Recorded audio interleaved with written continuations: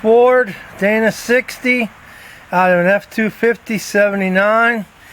The pumpkin, something was wrong inside of it. It was frozen. We had to remove the axles. It wouldn't roll with the axles inside. I told them, just take everything off. Take the wheels, take everything. Anything that's truck I didn't need. But he doesn't understand what I'm saying. He's not very mechanically inclined. So now I'm going to have to take everything off. Take the drums off, the hubs, everything is going back to him because he's got an F250. He can use all that. All I want is the center section and the tubes so I can cut them down, narrow it, and put different ends on. Use this guy right here. It's already welded on.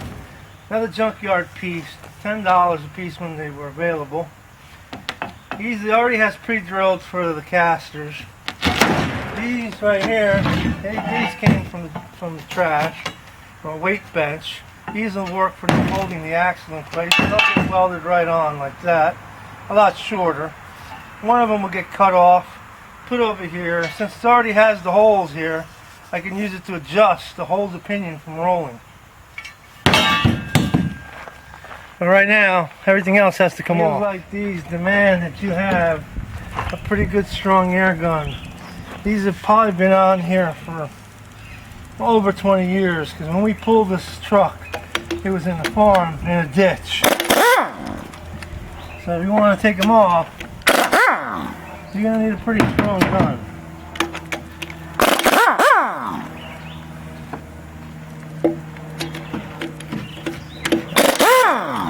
I love this gun. It's worth every bit of the $80 I bought it for.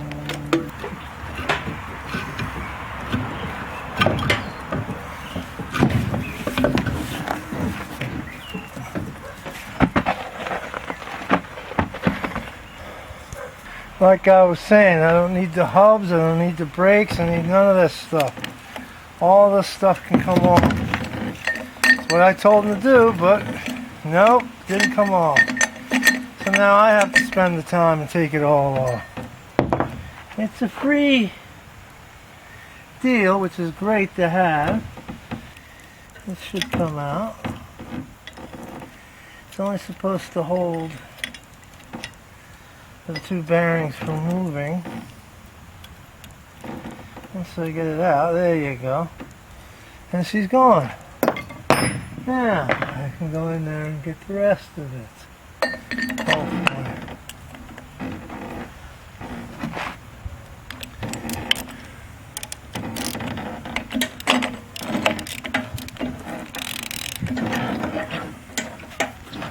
There you go.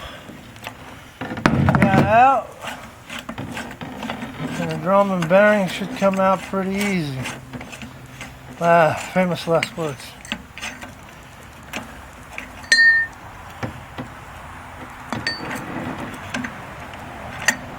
By the way, these are Harbor Freight. Used to sell these. These used to be really good. Love these. I'm trying not to lose and dirty up the bearing too bad.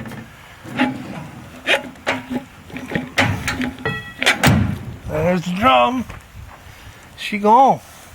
Now I'll do the same thing on the other side. Take this backing plate off. And I'm almost done stripping it enough till I could use it. Removing the 4 bolts that hold the backing plate on. Not that hard to do.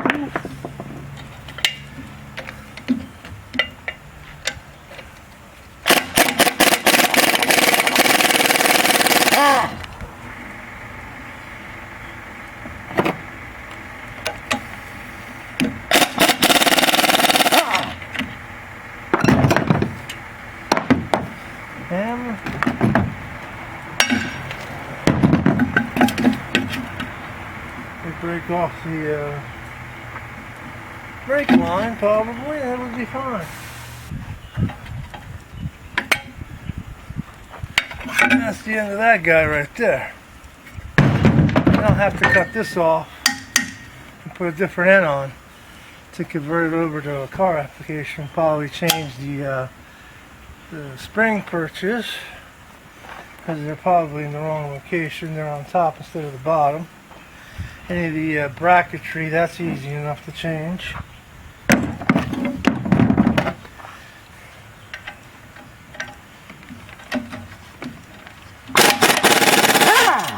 I said, it doesn't matter how old it is, that damn gun will pull it right the hell out. Same thing on the other side, and we'll be good to go. And this is the way that Ford 9 should have came with. It should have came completely like this. I don't need none of the other parts. This way would have made it a lot easier work for them. But sometimes people don't understand, even when you talk to them clearly. Anyway, these are all the parts. The drums are worth a big bucks. They're expensive to replace. The bearings, they're Timken bearings. They're the best bearings by far, in my opinion. The wheels are still good. You can use the wheels. The backing plates, the axles, they're all going back. All I needed was this. That's it. A free, little bit of work, but it was a free Dana 60. Maybe I'll put it under the 74 with a 440, maybe a 6-pack. Who knows?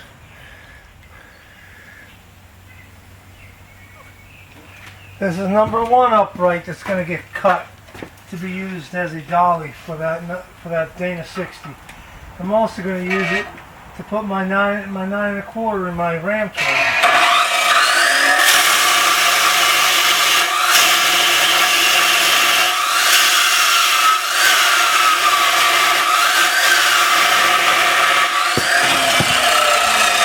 All you have to do is get them reasonably level. They don't have to be perfect. All you're building is a stand. They're level within reason. It's not a problem.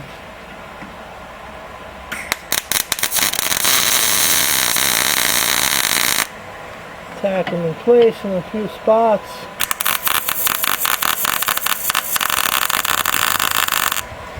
And you're good to go.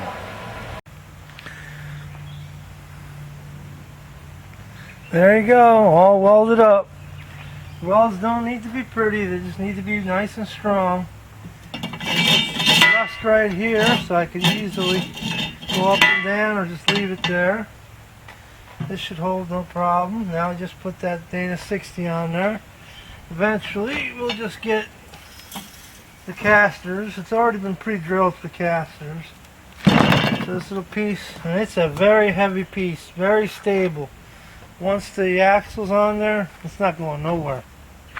Until the casters come, this will have to do. Just put it on a flat car for now. Put it down.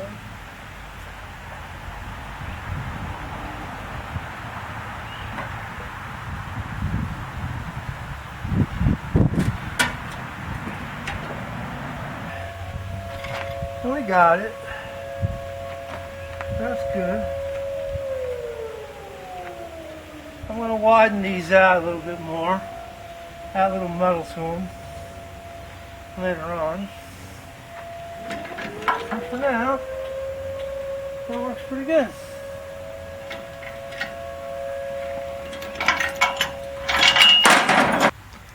Alright, it's been a few years that this thing was sitting.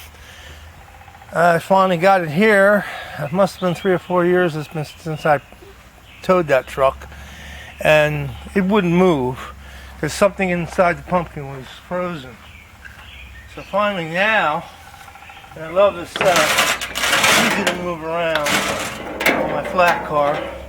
This is an old restaurant tray.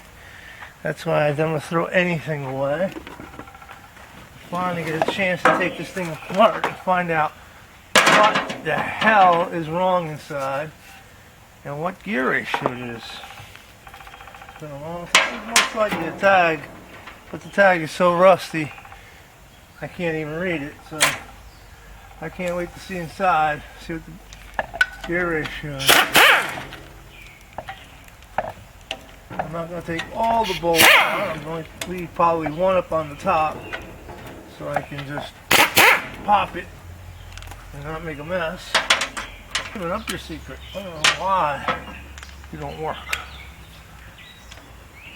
I don't know why It was so damn locked up.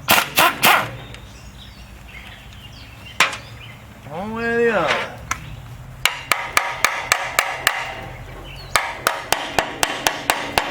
Ah, nice hollow sound.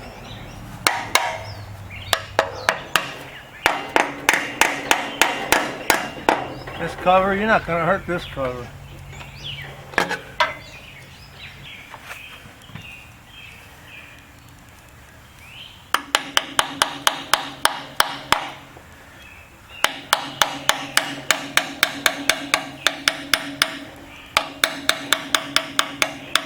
Yeah, there's water. Come on, there's got to be water in there.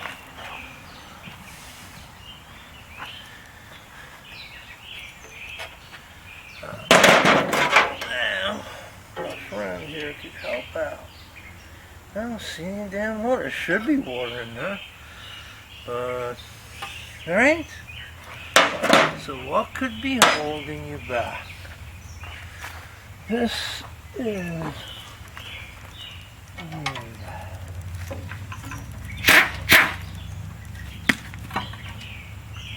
There's nothing in there holding it back. Must be. It's not a. It's definitely not a posi traction. A lock-in rear, that's for sure. So what is holding you back? Look at it. It's just solidly frozen in there. Let's see.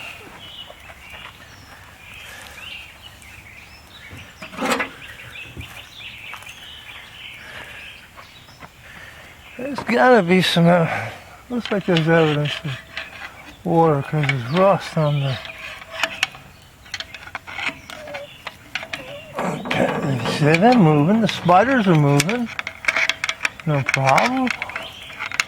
This is just unbelievable. Let's try and move the gear.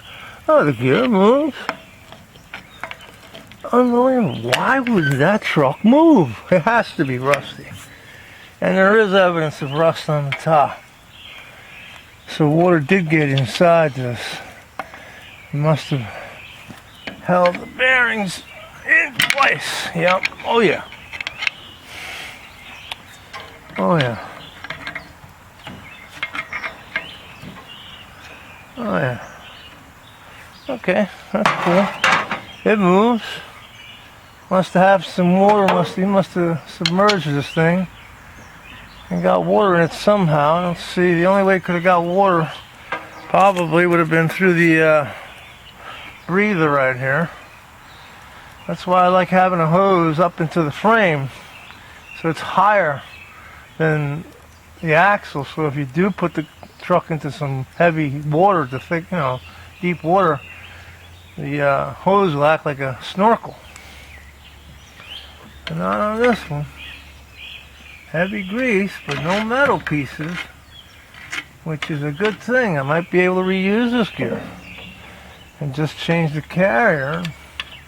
A posi type version, Sure Grip or Mopar speak. Let's find out what gear ratio this thing is.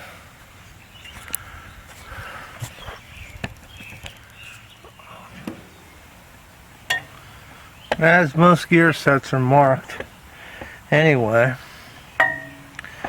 This one is marked on the side, but the crud and all, you can't really see it.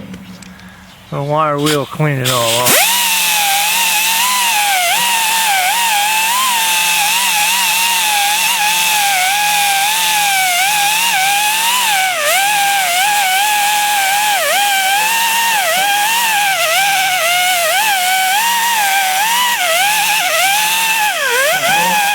I'm going to take this all out anyway, so I might as well just clean it up. It looks like a 4613. So 13 divided into 46.